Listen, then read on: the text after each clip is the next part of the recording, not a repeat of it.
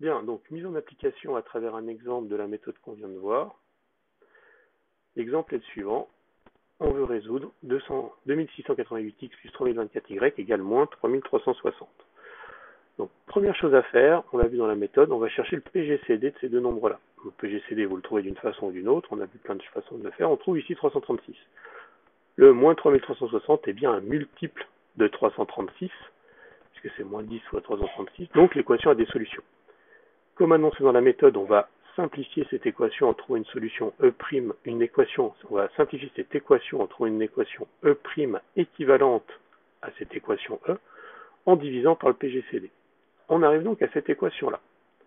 Alors, ici, la méthode préconise de chercher des couples tels que 8U plus 9V est égal à 1. Si vous trouvez un couple directement solution de cette équation-là parce que vous le sentez, on ne va pas se priver de faire les choses simplement. Donc on va juste vérifier que le couple qu'on sent est bien solution de cette équation-là pour passer directement à cette phase-là. D'accord? Par exemple ici, le couple 1 moins 2, on peut le sentir, va être solution de cette équation E'. Dans ce cas-là, on passe directement, on a trouvé notre U0, V0, on peut aller chercher directement cette phase-là. Si on ne sent pas de solution directe à cette équation E', on enclenche la méthode.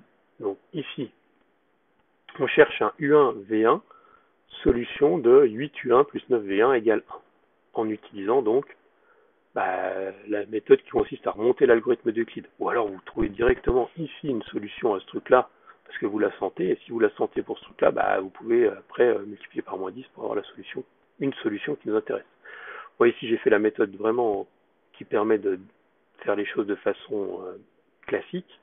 Donc je cherche ici U1, V1 en remontant l'algorithme d'Euclide. J'écris l'algorithme d'Euclide.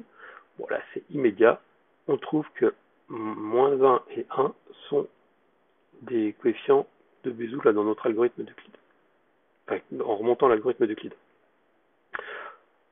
Une fois qu'on a ce moins 1 et 1 qui sont les U1, V1, on a vu que les U1, V1, on va les multiplier par le C' pour avoir notre U0, V0. Donc on multiplie par moins 10, ouais. Donc multipliant par moins 10, j'obtiens 8 fois moins 10 plus 9 fois moins 10 égale moins 10. Donc j'ai un autre couple ici de solution U0, V0 de mon équation E'. Alors on peut très bien faire avec 10 moins 10. Là, puisqu'on en avait trouvé un nous qui était plus simple en 1 moins 2, on va plutôt utiliser 1 moins 2 pour faire les choses. Donc j'utilise mon couple 1 moins 2. Et là, donc ce que je fais, c'est que, étant donné que j'ai 1 moins 2 qui est solution, je peux écrire que quand j'ai 1 moins 2, ça vaut moins 10. Et ce que je cherche maintenant, c'est les U et V, là, solution de cette équation 8U plus 9V égale moins 10. Donc je vais utiliser ce que je viens de dire ici, que moins 10 c'est 8 fois 1 plus 9 fois moins 2, pour réécrire cette équation-là autrement. Je l'écris donc 8U moins 1 égale 9 facteur de moins 2 moins V. Vous avez compris que j'ai passé ce 8 fois 1 ici, et j'ai passé le 9V ici. Hop, ça, on le met là, et celui-là, on le met là.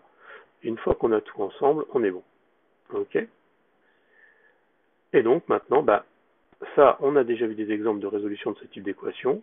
On exprime que 8 et 9 sont premiers entre eux, que par exemple 8 du coup va diviser 9 moins 2u moins 2 moins v, pardon, et donc 8 et 9 étant premiers entre eux, d'après le théorème de Gauss, 8 va diviser moins 2 moins v.